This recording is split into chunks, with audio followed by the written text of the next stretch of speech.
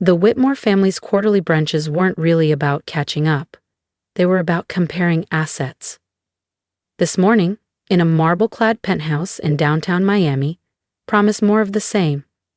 I took my seat by the balcony, quietly sipping orange juice while my relatives tried to outshine one another. Just picked up a beachfront condo in St. Bart's, Bryce boasted, sliding his sunglasses up into his styled hair. Neighbors, with 2 pro athletes. Cute, Simone chirped, tapping at her diamond bracelet. We just bought a chateau outside Bordeaux. Comes with a vineyard and a helipad. I let the chatter roll past me. If only they knew. Jasmine, Aunt Lorraine said, her tone honeyed but sharp. You've been quiet. Bryce leaned closer, smirking. Still living in that little apartment, huh? And in Orlando, no less, Simone added, clearly delighted. Isn't that near the theme parks? I smiled into my glass. That little apartment complex was actually my first major redevelopment project. It now operated under Solera Equity Group, my firm. They thought I was just a tenant. In truth, I was the founder and CEO. I like the location, I said simply. You're 33, Aunt Lorraine said, patting my hand like a child. Time to think about building something real. Real? Try a $1.5 billion 0-cent portfolio that included luxury towers, retail centers, and yes, Whitmore Plaza, the very building where this brunch was held.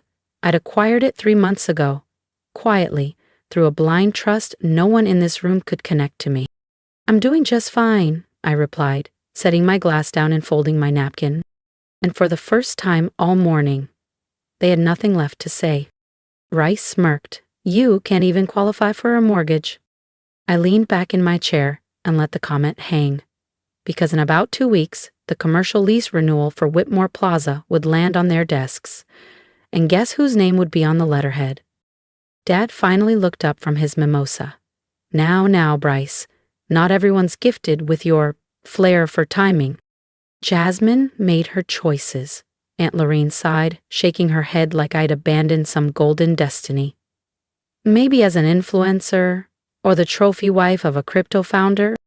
They assumed I spent my days cold calling renters or begging landlords to list their properties. To them, I was still the family's quiet question mark. What they didn't know was that Jasmine Cole, black sheep of the Whitmores, was also Solera Equity Group, the low-profile powerhouse quietly reshaping the Florida real estate landscape for nearly a decade. Speaking of real estate, Simone said with a knowing gleam, did you hear about the takeover on Palmetto Drive? Some firm bought the whole retail row. They're gutting it, she added with mock concern. Your little place is right next door, isn't it? I kept my expression perfectly neutral. I was the buyer, and I wasn't gutting anything. Palmetto Row was a heritage district, hand-painted tilework, mom-and-pop storefronts, legacy tenants who'd weathered 3 recessions. We were preserving it, upgrading, not erasing. Really? I said mildly. That's news to me. Please, Bryce scoffed. You'd need a trust fund just to get in the room. If you get pushed out, Aunt Lorraine offered, too sweetly, you can always come stay with us. We've got a guest suite and plenty of contacts in the local market. I'm fine where I am, I said, and so is my landlord. Simone chuckled. You can't play small forever. Coal used to mean something in this city. It still did, just not in the way they thought. Among developers, Solera was known for ethical investments and neighborhood revitalization, the opposite of their luxury towers that displaced entire blocks. Dad set his glass down. Actually, he said, this brunch is partly business. The board's concerned about the new owner of Whitmore Plaza. I smiled. Are they now? I tilted my head. Oh? Solera Equity acquired a controlling stake 6 months ago, Dad said, his voice low. No one knows who's behind it. Could be international money. Rice nodded thoughtfully. Has to be. These global firms love iconic properties. If only they knew. The so-called foreign mystery investor was sitting right here, wearing a second-hand linen blouse and ballet flats from a clearance rack. And now, Dad went on, they're asking difficult questions, especially about the building's financials. Ah yes, Difficult questions, like why Bryce charged his jet ski lease to the operations budget, or how Simone's 5-figure spa retreats somehow qualified as strategic planning sessions. I'm sure it's just standard protocol, Aunt Lorraine said quickly, fingers fiddling with her pearl bracelet. The Cole name still carries weight. That's the problem, Dad said. This Solera person doesn't care about names. They've initiated a full-scale audit. The mood shifted, like the air had thickened. Their laughter dulled. I saw it, panic blooming beneath the polished surface. An audit would do more than rattle a few skeletons. It would bulldoze the entire house of cards. Maybe Jasmine could help, Simone piped up sweetly. She's in real estate, right? Maybe she knows someone at the management office. And suddenly, just like that, the family pariah became a possible asset.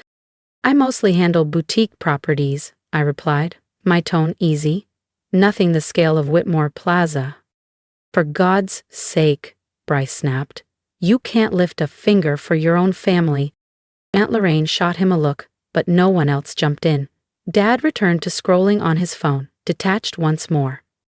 They had no idea how involved I already was. Just not in the way they wanted.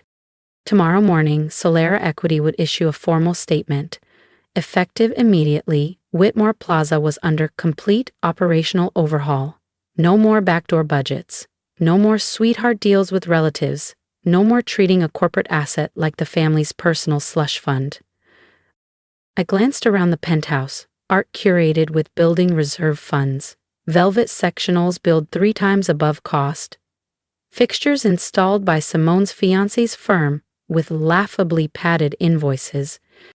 Anyway, I said, standing and smoothing my linen blouse, some of us have early starts. Simone snorted. Off to tour more fixer-uppers in Little Havana? I slid my worn leather tote over my shoulder. Inside it, board presentations, legal filings, and asset strategy documents worth more than anything in this overpriced penthouse.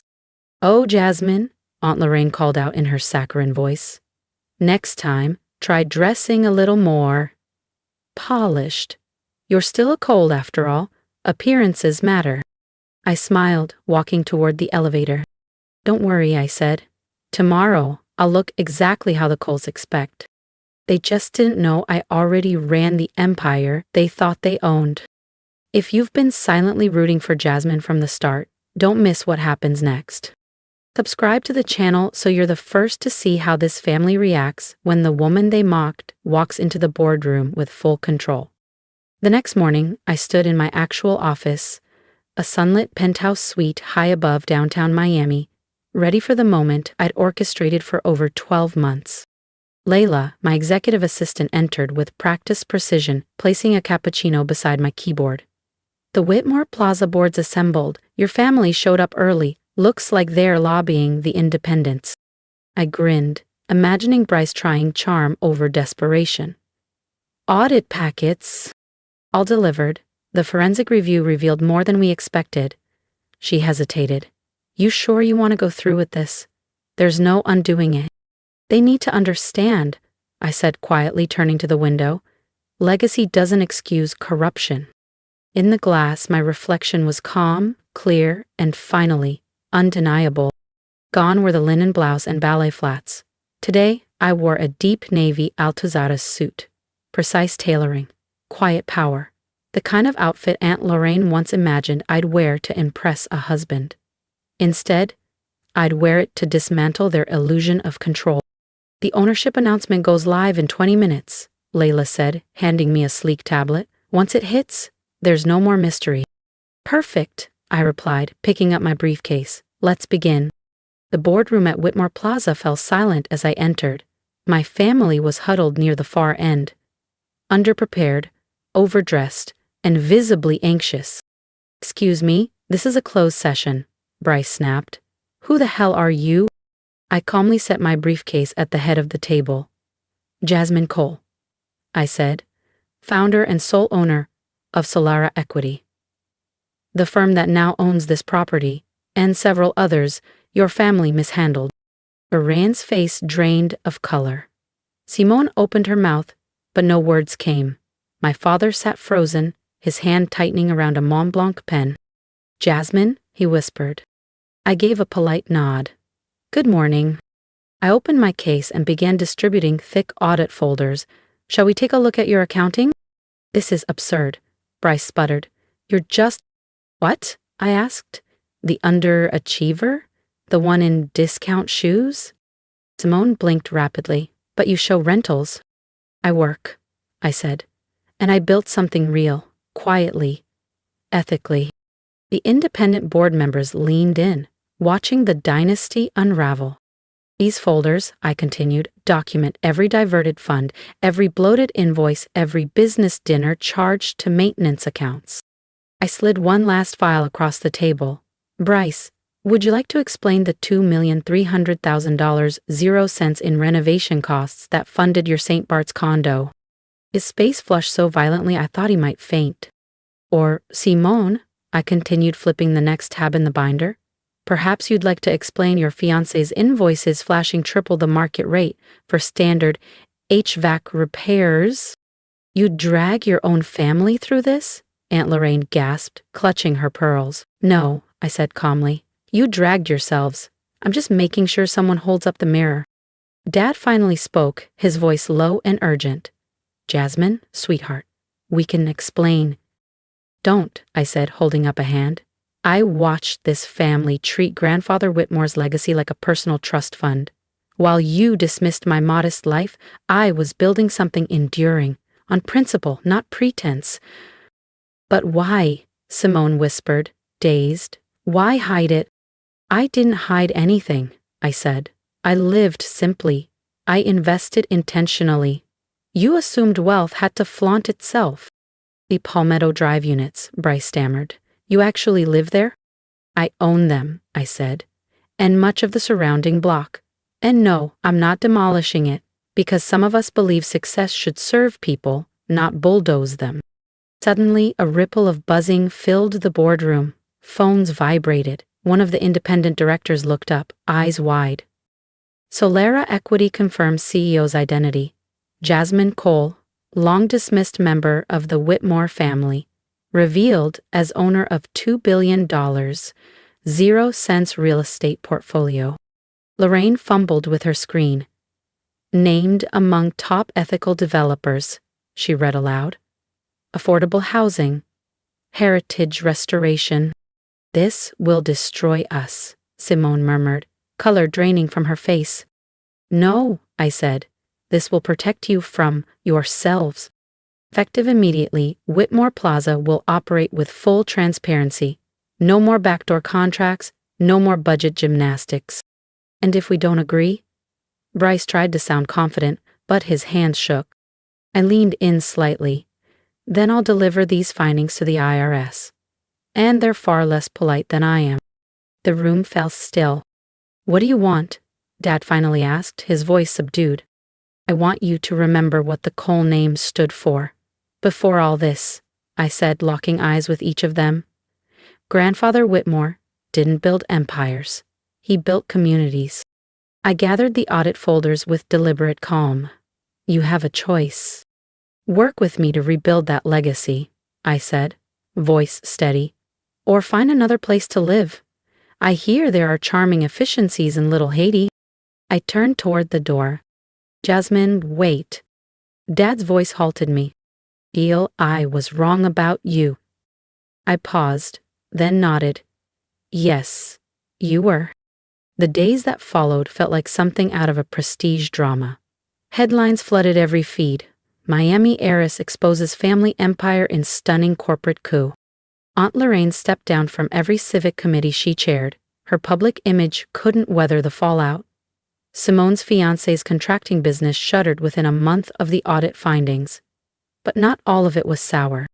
Bryce, facing accountability for the first time in his life, enrolled in a certificate program in urban development at Florida International University. Simone began volunteering at a women's transitional shelter in Overtown. She told me it gave her more fulfillment than her gallery launches ever had. He asked to shadow my next investment pitch. Not as the patriarch reclaiming his throne, but as a learner. For the first time, he truly wanted to understand what I had built.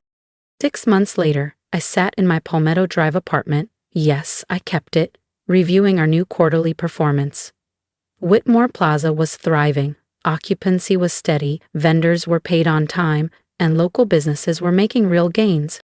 A soft knock pulled me back. I opened the door to find my mother. She wore jeans. No pearls, no heels. The simplicity threw me. "I got your invitation," she said, holding up the card. "The courtyard holiday party," I replied. "Not really your thing." "No," she admitted, eyes sweeping the cozy space. "But I'm learning maybe thing isn't the point." She picked up a photo.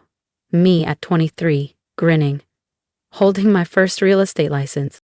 "I never asked," she said gently. "Why this path?" "Because I wanted to build something real," I replied, "not just buy it and brag about it." "And now," she murmured, "you control more than all of us combined." "I do," I nodded.